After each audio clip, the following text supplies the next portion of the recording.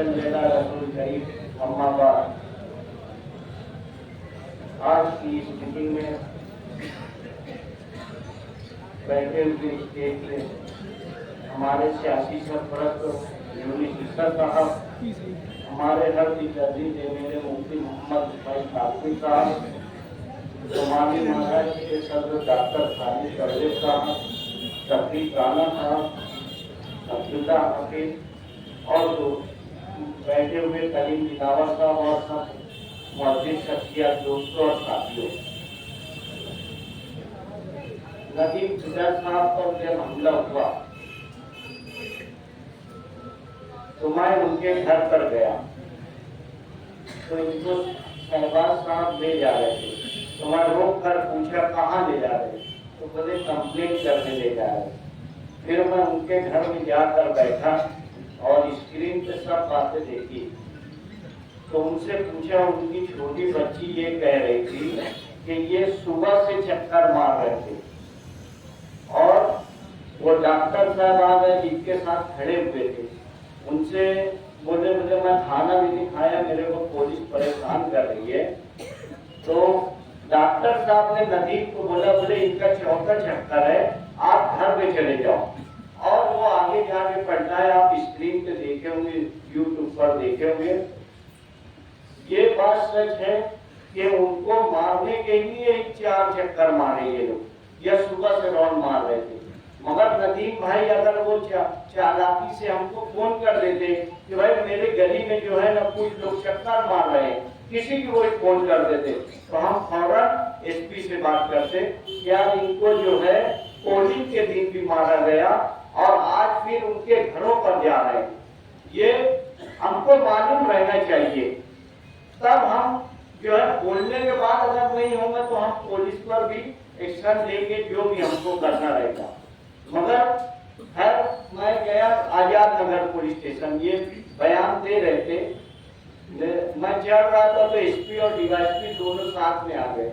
मैं बैठ कर उनसे पूछा तो वो जो बातें अभी बोले व्यवहारिक मामला है, ये औरंगाबाद में भी ऐसा है, बोले ये बात सच है। मगर वो हमारा साथी है मुफ्ती भाई, अभी मुंबई निकल गए हैं, इसलिए मैं आया हूँ और पोलिंग के दिन उनके साथ ऐसा सुलूक हुआ है, इसलिए वही लोग हो सकते हैं, आप ये पहलू पर भी देखें। फिर मुफ्ती साहब से मेरी बातचीत हुई सुबह सिकंदर से। मैं बोला कि आप ये शहर में बहुत बेचैनी हो गई है, इसलिए मुफ्ती साहब जो है कुछ वो क्या करना है उस पर मशवरा करें। फिर उनका फोन आया कि मैं कलेक्टर, जिला एसपी, आईजी, एसपी, डीवाईएसपी और अभी शाम में मैं सिंधे के पास जाने आ रहा हूँ, लिख कर दे रहा हूँ और अगर नहीं उठता है, ये गए थे शपथ लेने के बाद वापस आने वाले, मगर हमारी फोन पे बात होने के बाद शहर से और फोन गए होंगे तो वो बोले ठीक है शपथ बाद में देंगे, मैं वापस आ रहा हूँ। ये आपके शहर के लिए, आपके लिए आज हमारे साथ बैठे, ये आप ध्यान रखिए। ये 14 के पहले 9 के टाइम के मेरे नहीं है, ये 14 पर उनका है और वो हर चीज समझ चुके हैं, हर तरीके से कैसे निपटना है उनको समझ रहा है। बस 2 बात सोचते हैं ये कि मैं एक मजहबी हूँ, अगर कोई बात हो जाए, जैसे आप देखो सज्जाद नोमानी साहब मौलाना जो ऐलान किए, उनको क्या हालत कर रहे हैं आप। हमारे वहाँ प्रेस कॉन्फ्रेंस लेके हमारे मुखालिफ बोल रहा है कि सज्जाद नोमानी ये बोले, सज्जाद मौलाना ये बोले, ऐसा बोला जा रहा है। देवेंद्र फडणवीस उनकी रिकॉर्डिंग गैर मुस्लिमों में सुनाया, तो ये एक जिम्मेदारी है, मगर मेरे ऊपर नहीं है। मैं आपसे बोलूंगा कि कोई सरफिरा आए आपके पास तो वापस नहीं जाना चाहिए, ये हमारा होना चाहिए। चटिया के घर जाके भी मैं यही बोला था कि जो कुछ जवाब देना है हमको देना है। एमएलए साहब बाद में आएंगे, मगर हम उनके लिए खड़े किए, हम सब चीज करेंगे, हम जेल जाने के लिए भी तैयार हैं। ये समझ के हमको मैं बता देता हूँ, अल्लाह ताला हराम खोर जुआ सट्टे वालों को हिम्मत नहीं देता है। ये बात ध्यान रखे। हम आयशा नगर में 7-8 लोग थे और वो 25-30 थे, मगर फिर भी हम उतर के शुरू पड़े, वो भाग गए सब। और समझ लो है, कुसुम्बर रोड पे मैं बोल रहा था गाड़ी रोको, मैं देखता हूँ इनको, मगर खैर सिकंदर था, ये बोले नहीं चलो हमको उड़ता नहीं है। तो हम मसलियत कब तक करेंगे, मैं अकेला होता तो वही जवाब देता, ये बात आप समझ लो। मगर मैं अगर आजाद नगर तक पहुंचूंगा, वहां कुछ हुआ तो जिसके साथ हो रहा है वो अगर जवाब नहीं देगा तो हम क्या करेंगे, चलो बताओ। अगर आप 2 गाली सुनते हैं, आप वो छेड़ता है, आप खामोशी से घर में चले जाते हैं तो वो घर तक आता है। अगर वहीं पलट कर जवाब देंगे तो उसको समझ में आ जाएगा कि क्या करना है। देखिए, आप एक कंप्लेन करेंगे, अभी मैं मुफ्ती साहब को ये बोलता हूँ, बहुत गुजारिश करूंगा कि जितने भी वारदात हो रहे हैं, हर मराठी पेपर में आए हुए हैं, यहाँ की कंप्लेन सब ले लिए, और जैसे ही असेंबली हाथ चालू होगा उसमें क्वेश्चन लगाए और ये सवाल पूछे। देखिए, वो बाबा सिद्दीकी पे फैली हुई है, कांग्रेस के लोगों ने कल फिर रेशमी शुक्ला को ऊपर एक्शन लेने का लेटर दिया कि भाई ये पुलिस नाकाम थी, तो क्या हमारे शहर में नाकाम नहीं है क्या भाई? नाकाम है पुलिस कुछ भी कर रही है, नहीं कर रही है, मगर अपनी हिफाजत हमको करना है। देखिए, कोई भी बात ताकत से दबाई जाएगी, वो पुलिस इंतजामिया भी सुन ले। अगर तुम पब्लिक को ताकत से दबाएंगे, उनको इंसाफ नहीं देंगे, सियासी रगबत से हमारे से बदला लेने की कोशिश कर जा रही है और आप इसको लेन देन का मामला बताएंगे तो ये बहुत दिन तक समझने वाला नहीं। मैं यमन का एक वाक्य हर वक्त को बताता हूँ, आज सुन लो। वहां पर बादशाह ने पूरी ताकत से दबा के रखा था, मगर इनकलाब कब आया मालूम है? एक ठेला गाड़ी वाला रोड पे लगाया हुआ था और पुलिस वाले ने एक तमाचा मारा और इनकलाब आ गया था। पूरा देश उस हुकूमत के खिलाफ तख्ता पलट गया। तो आपको हम अगर दबाएंगे, इंतजामिया दबाएंगी या शेख आसिफ के लोग जुल्म करेंगे तो वो ज्यादा दिन तक नहीं चलने वाला। देखिए, इन लोगों ने पोलिंग बूथ पर हमारी माँ बहनों को गाली दिया, उस पर झगड़ा किया, हमारे लोगों के साथ हर तरीके से जो वोट देने जा रहे थे वो सब लोगों के साथ ऐसा सलूक किया जो सिर्फ ये सोचे हुए थे कि हम तो मुफ्ती मोहम्मद इस्माइल कासमी साहब को जिताना है, इस शहर से बुराई खत्म करना है। ये सोचकर आपके माँ बाप, आप लोग ये सोचे, हमारे साथ भी हुआ, मगर हम ये बोले कि ठीक है, मेरे भतीजे के साथ हुआ है, मगर सुबह 7:15 बजे हुआ, पोलिंग नहीं रोकना है, ये बोलकर हम पोलिंग पे रहे, लोगों को निकालने पे रहे। ये मत समझो कि यार हम छोड़ देंगे, वक्त तो आएगा आप भी देखेंगे कि कौन किसके साथ क्या किया है, ये दिमाग में रखा जाता है। अगर हमारे ऊपर पत्थर आया है तो पत्थर उठा के किसे में रख लेने का और ये देखते रहने का, ये कब हमारे रिंगन में आएगा। अगर आप एक सट्टे वाला या एक गांजा बेचने वाला वो क्या कर रहा है, किससे क्या किया, जैसे कुसुम्बर रोड पर एक कोई काम करने वालों को एक सट्टे वाले ने, गांजा बेचने वाले ने चाकू मार दिया, तलवार मार दिया, वो हॉस्पिटल में, वो खुला बोल रही है उसकी बीवी कि भाई वो एमडी बेचने वाले और यही सब लोग हमको मारे, ये उनके साथी वाले हैं मगर उनको ही मारे। कोई दादा अगर पनपता है, कोई इसको पनपाता है तो वो जाता है, जो पनपाता है उससे ही बाद में पैसा मांगता है, ये बात ध्यान रखिए। इसलिए आप जो ये बीज बोल रहे हैं ना, ये इनके साथ वैसे ही होगा, मगर हम खामोश रहेंगे तो ज्यादा हो जाएगा। इसलिए सभी राणा भाई भी वो उस वक्त की तहरीर बताते हैं। देखो एक बात समझ लो, एक गुंडे से लड़ना और एक गांजा चरस बेचने वाला और एक पुलिस के खिलाफ, तो इसलिए हाथ आग में लिखे हुए हैं। देखो उनके वर्कर थे, मार खाते थे, उसके बाद भी वही करते थे। आपको वैसा बनना है तो हम तैयार हैं।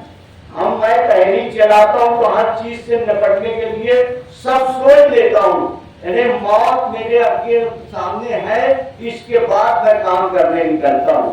काम अगर आप तैयार है तो तुम हर तहरीक चला सकते हो। पुलिस ये बोल रहे ना, बोल रहे थे 12 गोली। एक दफे अमेरिका का एक सदर ऑस्ट्रेलिया में अवकाश ऑर्डर दे रहा था। ये ऑस्ट्रेलिया नहीं, ऑस्ट्रेलिया उसके बाजू में एक छोटा सा मुल्क है, और उसके फौजी को वो सदर ऐसे पकड़ा और बोला अमेरिका अगर आपके ऊपर हमला कर देगा तो तुम क्या करोगे। देखो कोई छोटा मुल्क है तो वो क्या बोलेगा कि अरे आप बहुत बड़े हैं, मगर वो फौजी क्या बोला, बोले हमको एक गोली चलाने की बजाय 2 गोली चलाना पड़ेगा। वो ये नहीं बोला कि आपसे डर जाएंगे। ये ताकत होती है, ये हिम्मत होती है। हिम्मत ये फैट चलाने के लिए कलेजा चाहिए जो बाजारों में नहीं बिकता है, और ध्यान रखिए आप। इसलिए कोई आपके ऊपर एक फैट चला रहा है ना, तो हमारा 4 फैट चलना चाहिए कि उसको भी मालूम पड़ता कि ये मुफ्ती मोहम्मद इस्माइल कासमी के साथी है। हम वर्कर भी इसलिए बोलते कि तुम हमारे भाई या हमारे साथी है। मैं हर तरीके से आपका साथ देने के लिए तैयार हूँ। मुफ्ती साहब हमारी मदद सिर्फ वो डिपार्टमेंट से करें। हम हर दादा हर आदमी से पढ़ने की कोशिश करेंगे, हर चीज से जानने की कोशिश करेंगे। मैं ये नहीं चाहता कि मैं आपको केस में फंसा दूं, जेल में फंसा दूं, फिर भाग जाऊं, ऐसा नहीं है। इसलिए जिसके ऊपर मुसीबत आएगी वो दिखेगा, वो हीरो रहेगा। इसलिए कि इनकी गुंडागर्दी का रक्त जैसे बालिक भाई ने गोली खाने के बाद चल रहा है, खड़ा है, लड़ने के लिए तैयार है। हमारा भतीजे के ऊपर हमला हुआ, हम उनकी छाती पे खड़े रहे। याद रखो है शेख उस्मान में वो अकेला दिन भर था, हम लोग दिन भर अकेला था और दिन भर मुकाबला किया है। हमारे कंपाउंड में एक आदमी अकेले जो 15 के भारी रहता है, कुछ भी हो जाए कहीं पर भी निपट लेंगे इंशाल्लाह, मगर 5 मिनट लगेगा, हम 100 लोग इकट्ठा हो जाते हैं। ये हमारी ताकत है, हमारा इत्तेहाद है। और तुम मुफ्ती मोहम्मद इस्माइल साहब का इत्तेहाद अगर कायम रखना चाहते हो, अगर आपको एक फोन आ गया कि भाई जो है जाफर नगर में हमारे वर्कर के साथ ये सुलूक हुआ है, आप आकर सिर्फ खड़े रहना, कुछ करना नहीं, किसको बैठ मारने की जरूरत नहीं, किससे झगड़ा कर रहे, सिर्फ खड़े रहना। हम पुलिस डिपार्टमेंट से पूछेंगे, नहीं पूछेंगे तो हम उस रोड पर बैठे रहेंगे कि भाई आप कार्रवाई करो तो हम उठेंगे। ये हमको कुछ करने की जरूरत नहीं है, और हमारे हक के लिए हम हर जगह बैठ सकते हैं। हमारे सब सामने जो है 2 सोचने की बात है। एक संबल में जामा मस्जिद का वाकया है, और महाराष्ट्र में बीजेपी की हुकूमत आने वाली है। ये हर पॉइंट पे देखें, सोचे कि भाई हमको जो है हमारी मस्जिद बचाना रहेगा। हमारा लीडर पूरे महाराष्ट्र में अकेला है, हमारे लीडर की ताकत ज्यादा होना चाहिए। जो वोट नहीं दिए, जो किसी वजह से पैसा लेकर सामने वाले को वोट दे दिए, जो कोई सुलह चला है, कोई वजह से नाराज रहा है, उसको अपने साथ ले ले और ये कहें कि अब हमारी मस्जिद पे, हमारे कौम के ऊपर, हर तरीके से मुकाबला करने का वक्त है।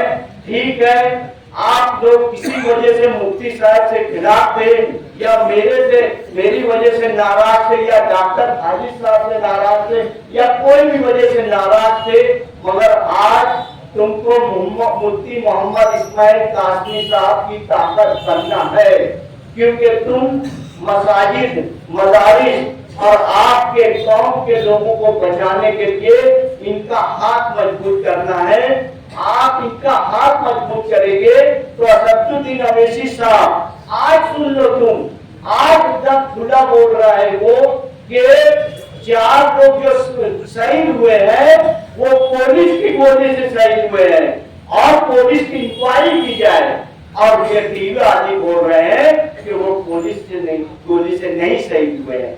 ऐसी बात ये छुपा रहे हैं, योगी हुकूमत को बचा रहे हैं। कल ऐसा ना हो, इसलिए मुफ्ती मोहम्मद इस्माइल कासमी साहब का हाथ मजबूत करना है आपको।